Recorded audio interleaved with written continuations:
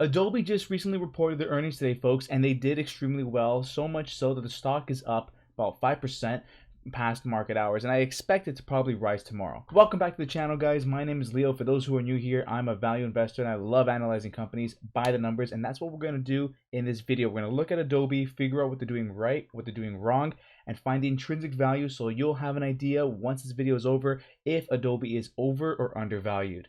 So without further ado, let's jump into the video. I have it loaded up here in the stock spec software, which I'll talk about a little bit later on in the video if you want to get your hands on this software. But before we do that, just take a look at their earnings. It should be popped up on the screen here so you can see. But the last 4 quarters of 2022 has been phenomenal for Adobe. They've beaten all of their earnings. And with the most recent earnings report being today, March 15th, it beat it by 10 cents. That is phenomenal for this business.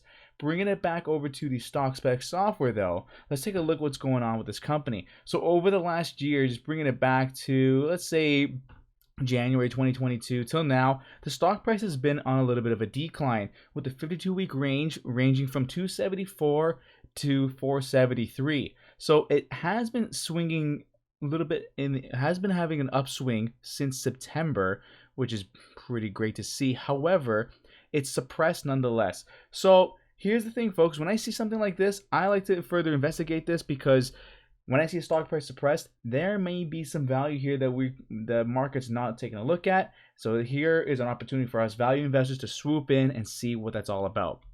So Adobe is ranked 7 out of 10 with the software. So this software takes a look at Adobe's financial statements and basically grades the financial strength of the company. So it gives you an idea of how well this company can potentially weather storms that are being thrown ahead at it.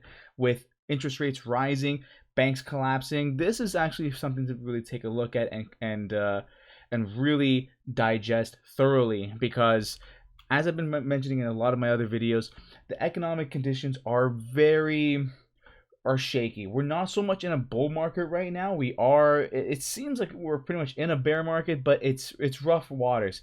And we want to find companies that can survive those rough waters.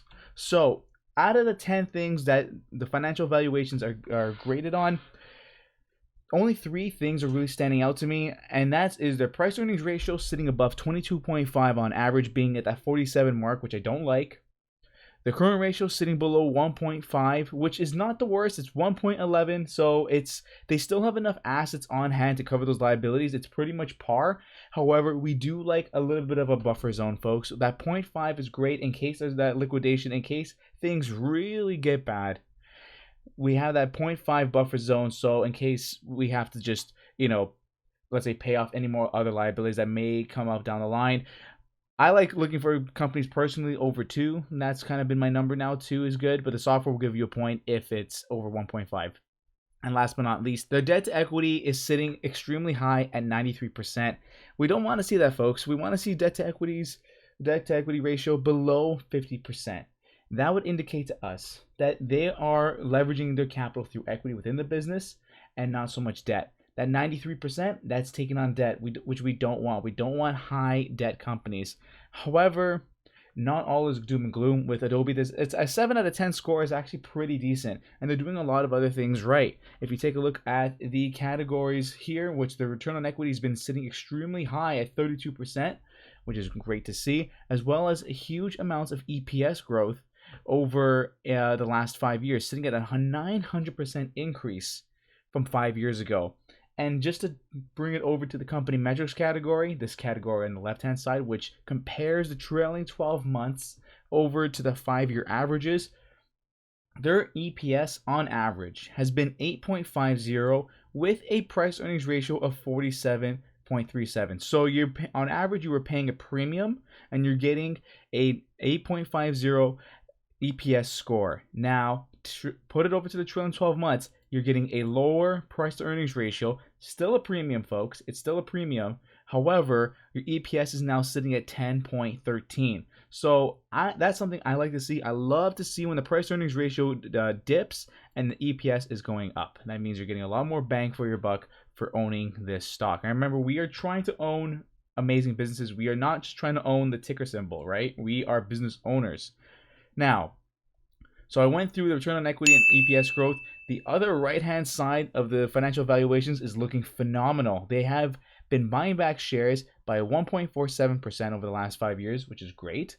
Their net income has been increasing. The free cash flow has been increasing over the last 5 years. The return on invested capital is sitting at a whopping 24%, where we want to find companies ideally sitting over 10, and they're well above that. Actually, they're double that. And their revenue growth is up by 19% over the last 5 years. Adobe's doing pretty well. They have a pretty sound financial statement, and I'm really impressed with this business just from the snapshot that I'm getting here with the software. And if you want to get your hands on the software, folks, follow the links in the description box below. 7-day free trial. It's an amazing tool to have in your toolbox to analyze companies quickly and effectively. So, along with that, let's take a look at the company metrics before we do our intrinsic value analysis. So return on equity is pretty much on par for their 5-year average. Still high. I like that. 33% is great.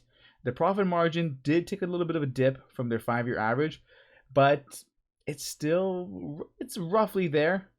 Now, they don't pay out any dividends. Average free cash flow is $5.5 billion.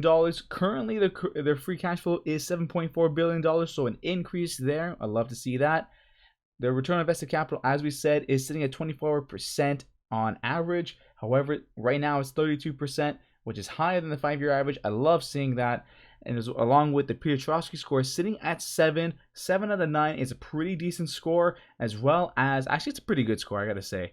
And the Almond Z score sitting well above 3. It's at 10.93. So if there was any doubt that you think that Adobe might go bankrupt, you can rest easy, because the Almond Z score measures bankruptcy. If it's below 3, like 1.8 to 3, that is a gray area. Below 1.8, you should be very concerned, but above 3, it's smooth sailing for a company like this, and rightfully so. If you're not aware of what Adobe makes Photoshop, they make Adobe Premiere, all these industry standard creative programs that are, well, massive right now. I mean, they've been massive for the last 20 years, but they are industry standard if you work in any creative field. So my thoughts: Adobe looking pretty good. Let's go to the price analysis section, which I've already filled out. And if you're new to the channel, here's what this side of the software is all about.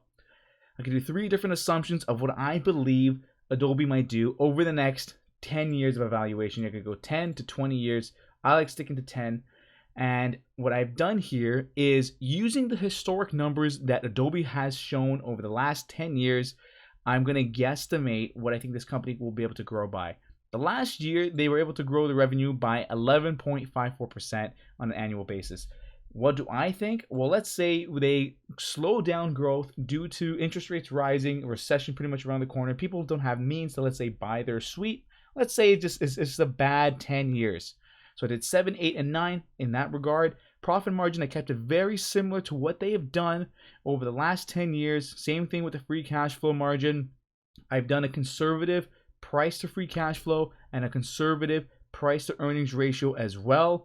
This is what I'm thinking that which will happen over the next 10 years, over the last in the 10th year rather. And the desired return of 13%. We're going to calculate what we should be paying for this company today. The current price at the time of recording this video is $332.69. And if you're enjoying the video, folks, hit that like button, hit that subscribe button, because it means a lot to me. It means a lot to the channel. It helps out the channel a lot. And if you are wondering how to get this software, as I said, follow the links in the description box below. Take a look at this. We're not even at 10 minutes into the video. And average price for a fair value is $316.66. So, which is pretty much correlates to our moderate average, which means currently Adobe is slightly overvalued. Now, you may say, Leo, your revenue growth numbers are incredibly conservative. They are incredibly low. It's a digital media company. They beat their earnings. Why do you think that they would slow down in growth? Well, as I said, interest rates are being risen. I have no idea what to expect for the future. I'm not saying interest rates are going to be the end-all be-all to the economy. However, I do think the economy is on a slowdown, 1. But 2, I can't predict the future. So what do? I give myself a margin of safety in my desired return and my revenue growth, assuming the worst for this business. Now, if my numbers hit and they end up beating my numbers, so let's say they keep growing the revenue above 8%, then I win in the long run because now my margin of safety is working for me. Ultimately, I'm trying to put myself in a win-win scenario. So, and it's evident here in my aggressive revenue growth category. Take a look at this. I've done 9% revenue growth here, right? Let's say they do 10% or 11%, is exactly what I just said. 9% revenue growth, and it's showing as a buy at $385. So if I pay $385 for this company, which the current price is well below that, I can expect a 13% return with a low PE ratio and a decent profit margin that echoes this 1 year number here, which is a dip also from the 5-year average and a little bit of an increase in the 10-year average. You see what I'm trying to get at, folks? I'm trying to find companies within my margin of safety. That way, if I'm wrong, then I don't lose as much. And if they beat me, and if I'm wrong in that sense, then I'm winning. So that's the end goal, folks. If you found this video helpful, make sure you hit that like button and subscribe button, and make sure you hit the bell as well so you never miss an analysis video from me. It just comes down to the numbers, folks. Folks, if you want to get your hands on the software, we're 10 minutes into this video, and I already know how strong the company is, what they've been doing on a 5-year average, and can gauge what I can potentially predict for the years to come. And I know what I should be paying for this business to give myself a margin of safety in 10 minutes. And that will come by following the links in the description box below. And folks, if you use the code FOUNDER, it's a coupon code. If you go to the website www.stockspec.com, you'll find it there. Founder at checkout, you'll get 20% off your subscription for life, something you do not want to miss for a limited time only. As well as this is just scratching the surface, along with the page you see here to analyze the stock. We have 10 years of financial data. If you want to see things visually, we have charts that you can interact with and see what's going on, from the top 10 institutional holders to the shares outstanding, the company financials, along with their income statements, balance sheets, and so on and so forth. This is a tool you do not want to miss out on. And folks, I will stop rambling. I will see you in the next video. Thank you so much for watching. If you enjoyed this video, make sure you don't miss out on this stock right here. Now, I believe this might be the potentially best investment going forward in 2023, given everything that's happening.